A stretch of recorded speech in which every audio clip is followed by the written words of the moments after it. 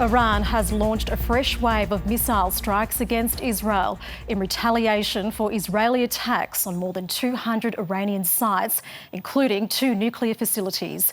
Explosions and plumes of smoke have filled the Tel Aviv skyline as a barrage of retaliatory strikes rains down.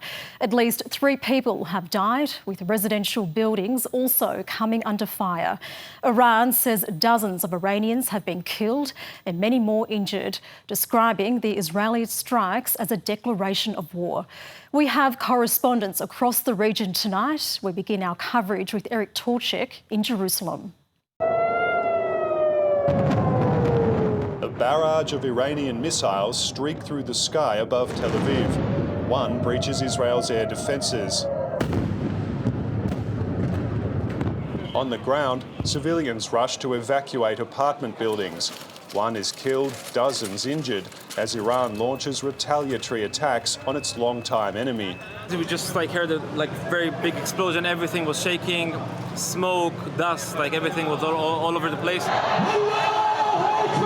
Celebrations in Tehran, Iran's supreme leader promising to inflict heavy blows, a day after Israel conducted a devastating offensive.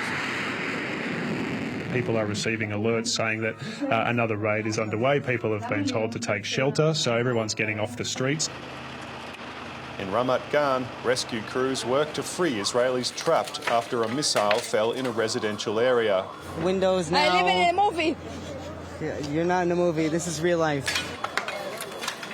This is not normal for us. It's the first time. The Israeli public's been told it needs to remain on alert for some time and be resilient, because this is not being described as a short operation. It's being more described as a war, and it could last for weeks. By the end, there may be many more scenes like this. If we don't strike, we are 100% certain to perish. We have to change the trajectory of Iran's progress.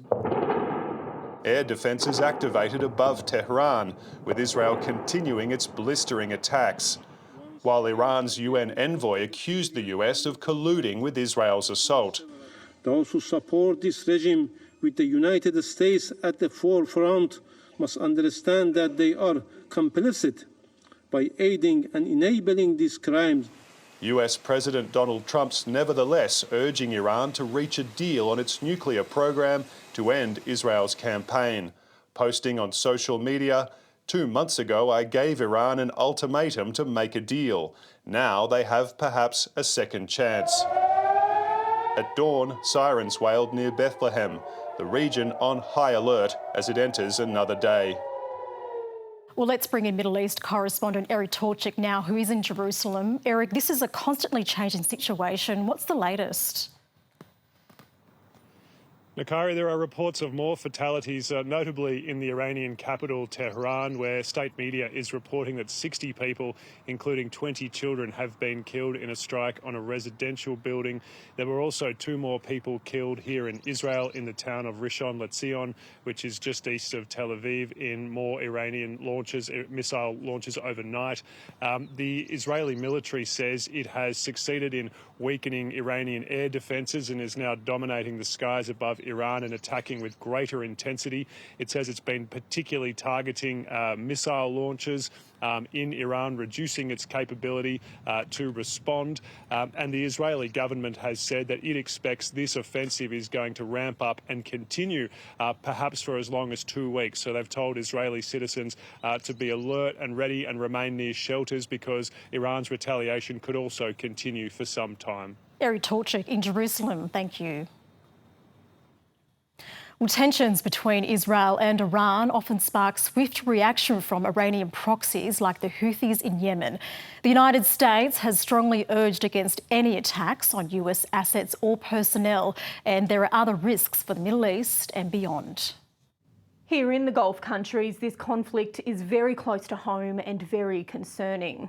Near here is the Strait of Hormuz, a narrow sea channel that's one of the world's most important shipping routes, especially when it comes to oil. Around 1/5 of the world's oil passes through it. On the other side of it is Iran. Now, the strait is strategically vulnerable because it's susceptible to attack not just from Iran, but also from Iran's allies and proxies in the region, particularly the Houthis in Yemen.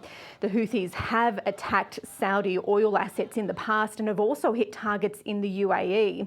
And after the Gaza war began, Houthi missiles and drones began targeting shipping in the Red Sea, causing long delays and massive cost increases.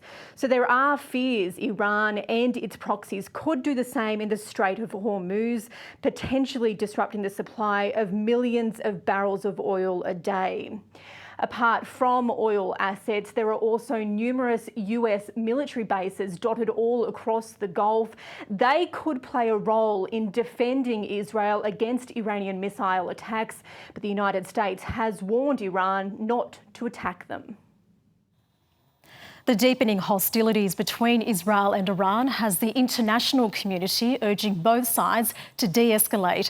Australia says it's deeply concerned about the prospect of a broader conflict and wants both countries to prioritise dialogue. With growing fears, the Middle East is on the brink of an all-out war. Pleas for restraint at an emergency meeting of the United Nations Security Council. There is a clear risk that this crisis escalates, with serious implications for peace and security. This is in no one's interests. The UN Secretary-General saying peace and diplomacy must prevail between Israel and Iran, and Australia urging the two countries to speak to each other rather than strike. We specifically call on Iran to exercise restraint in their actions so as not to risk any broader conflict. Australia says its embassy staff in Tehran and Tel Aviv are safe and accounted for. Israel has long promised an attack of this magnitude against Iran, which it sees as fueling what the Prime Minister Benjamin Netanyahu says is his country's war on 7 fronts, taking in Lebanon, Syria, Iraq, Yemen, the West Bank and Gaza. While attacking Iran, Israel also kept up its bombardment of Gaza. Palestinian families once again forced to evacuate Khan Yunis in the south. As missiles fly around the Middle East, the US has repeated its warning against any Iranian attack on US forces stationed in the region. The consequences for Iran would be dire. It was timely for Australia's alliance with the US to be on show in Sydney, with a visit from an American warship just days after Washington put the future of the AUKUS deal up for review. We call on the government to make sure that they engage with the United States to ensure that AUKUS is successful into the future. The alliance has been the cornerstone of our foreign policy since the Second World War, and none of that changes. Another constant, uncertainty and unrest in the Middle East. Matthew Doran, ABC News. The NRMA says it doesn't expect the flare-up in conflict between Israel and Iran to have a big impact on petrol prices in Australia. Crude oil prices have jumped 7% internationally since Israel's attack on Iran yesterday. But the NRMA says Iran's share of global output is less than 5%, meaning the impact of the attacks should be minimal, especially in Australia. The association says the spike in prices should recede quickly unless Israel strikes Iran's oil refineries. Every time there is a conflict in the Middle East, every time it flares up, the one consistency is that oil prices will jump. Some economists will predict that prices will skyrocket, but what we know is that things tend to stabilise.